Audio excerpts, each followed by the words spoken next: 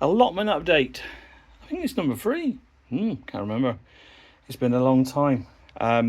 This is Darren from Grill's Cottage Garden Plants, filming this on the last day of June 2026. And this here, look at this. So some fairly good, these are first early potatoes. That's a quite decent size, but then obviously the smallest ones we're getting is that. But that's fine as well. That's what you'd expect. So this is a variety called Lady Crystal. They're a first early potato, so they're not a keeping potato. So they're a potato which you have to dig up and really sort of eat within a month. So why do we grow Lady Crystal? Well, we actually changed to Lady Crystal for the first time this year because of the Scottish gardening programme, Beech Growth. They did some trials and tests last year. I think it was Brian and no, it wasn't. It was Callum and George. They did trials on early potatoes, and they then looked at how much crop they got from each one, and then they did a blind taste test. So biggest crop came from Lady Crystals, and then from the taste test they both chose Lady Crystal. We've been eating these now for a few weeks, and I would have chose Lady Crystal if I was on that panel as well. This is the best first early potato I've ever grown, and I've tried quite a lot. So this is just off 5 potato plants, 5 seed potatoes, and we've got this great big basket. So good crop, and from the last few weeks of eating them, great taste as well. So the allotment, this is our Christmas potatoes in the pots here. These will die back. We're watering them because they're in pots. These are Desira, they're a keeper. We'll dig these up Christmas Eve.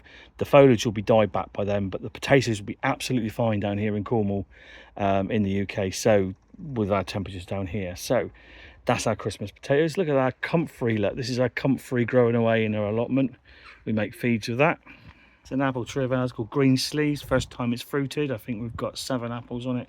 They're all looking very good. It's a potted apple tree, so we've been growing potential spinach, and we've got red onions in here as well to utilise the space for other things as well. This is our French beans coming in to flower, and then our runner beans are the other side. They're not flowering yet. It's another potted apple tree that we've got. Unknown, this one, it was given to us. No one really seemed to know what it was. So this is our first earlies. We've dug, probably about a quarter so far. We'll keep digging, keep eating. Then we've got centurion onions looking well. This is our carrot bed. You can't really see them. They're under the fleece, but they're small carrots now. They're edible. Sweet corn's come on leaps and bounds since I last made a video. That's all looking quite good. And this apple tree, a Kids Orange Red, not many apples on this one this year, but we had a dry summer last year and we didn't really water enough. Rhubarb is now getting there, much better than it was because we had a very dry period. This is Viper's Bugloss. We grow it in here for the bees. The bees love this. Peas looking very good. We've had an okay crop out of peas, not the biggest crop, but then peas would prefer maybe a milder, wetter climate, and it's been very hot this year. Topaz apple tree. We've got some apples on this one for the first time. There's a little bunch there. I think we're going to get about 6 apples off there. These are our parsnips. Parsnips are coming along nicely. Over there in the distance, that's our main crop potatoes, Desira. We won't dig them until completely the foliage have died off completely. And then just there above it is this our Yarlington Mill, which is our cider apple.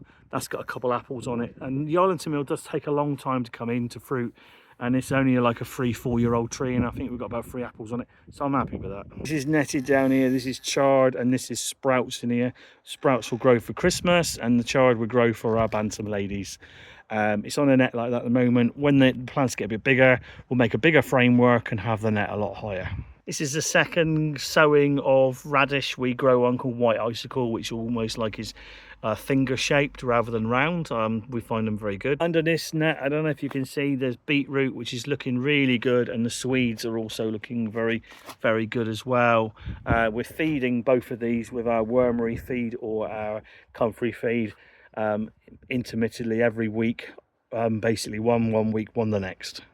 Another big clump of comfrey, and growing underneath it some perpetual spinach, which we'll give to our little bantams as well. Let's go. Last time I did a video, the squashes were looking absolutely pathetic. Now suddenly they've put on a bit of growth at long last. I've been feeding them, I've been watering them, and they're coming good now. So yes, this is a potted apple tree called James Greaves. It's absolutely loaded with apples this year. Absolutely loaded with apples. Every branch is full of apples, and it's going to be a good year for the James Greaves. But we have to keep watering this because obviously it's a potted apple tree, and you need to do that with a potted apple tree especially. That's our strawberry bed. We've had a few strawberries. It's only a 1-year-old plants. We took them as runners last year, so we didn't expect a big crop. We'll get a bigger crop next year, and I forgot to feed them. I normally feed those plants end of March, early April, and I forgot to feed them, so that's not helped either. That helps the flower growth, which obviously would give you fruit. So lesson learned, don't forget to feed them. Herb beds here, so we got some mint at the end, then we got some lemon balm here, and then we got some sage in here, and a bit more mint, and a bit more mint here as well. We don't mind mint because we'll dry this and flake it down, and we'll have mint tea with that. Show you these two little trays. So we always celebrate our bantams' birthdays same time of year, sort of July, June, and this is barley that we grow for them, and once it's big enough, it'll be their birthday cake. So I'm in the fruit cage. We're having a really good crop this year of red currants. I picked yesterday, and I'll pick again at the end of the week. We tend to use the red currants for making red currant jelly, which we can then eat with white meats. These are blueberries. Haven't given us any blossom this year, which is the first time ever. Whether the blossom was destroyed by cold climate, I don't know. But you're always going to get successes and failures, and it's just the way it is. Hopefully you can see, I mean, these branches are very much loaded in here. Very much loaded with red currants, so really good crop this year. Show you one more apple tree. So this is a Laxus Epicure. He's got 9 apples on it. It's only a 3-4-year-old tree. These are not keepers. Laxus Epicure is a very good apple tree, but the apples you need to eat within 2 weeks. They're an early season apple, August. Early season apples do that, I'm afraid. Late to mid season apples will keep. Just walking towards this bed that I made quite a few years ago now, with a framework and a enviro mesh or veggie mesh, and in here we've got lettuces. This is Australian yellow leaf. Here's a nice red one, which is devil's tongue, and there's a French lettuce down here, and then at the back we've got some kale, and if you can see it back there. But the lettuce is going to start going to seed soon, so what we'll do is our bantams will get the remains of this when it does do that, and then we've got young plants which we can put in again. So we've done succession sowing, so we can keep lettuce going on our table for a lot longer. Into the greenhouse, we're picking quite a few cucumbers now. These are one called Market More. We use a structure where we've got bamboos and a bit of mesh, look, and then we encourage it to climb up this. When you get these sorts of things, they want to hold on to things, then we just try and wind it in, and plenty of flowers on this and plenty of cucumbers. Tomatoes, I think I've told you before, these are Chadwick cherries. I've grown these for a long time. Fruits are forming, and down here you can just begin to see just a little bit of turning in colour. We use something similar to the cucumbers to tie in our melons, and notice there's one down there somewhere, bear with me, there it is, melon forming, and there's a chili forming there, look. There he is, and then we've got peppers in here as well. They'll be forming as well very soon. Lots of flowers on there.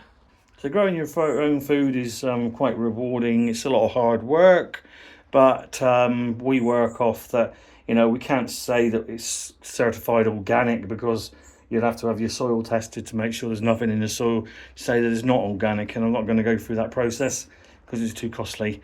But obviously we're growing vegetables and our own food, and we're using no chemicals, no fungicides at all, and you can taste the difference compared to food. If you know, vegetables and things that you grow that have been grown to go into a supermarket, shall we say.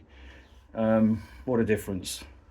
So here you go, that's allotment update. That's it, the last day of June, and I'll do another one soon. Please like if you wish, please comment, and I'll do my best if you've got any questions, and subscribe.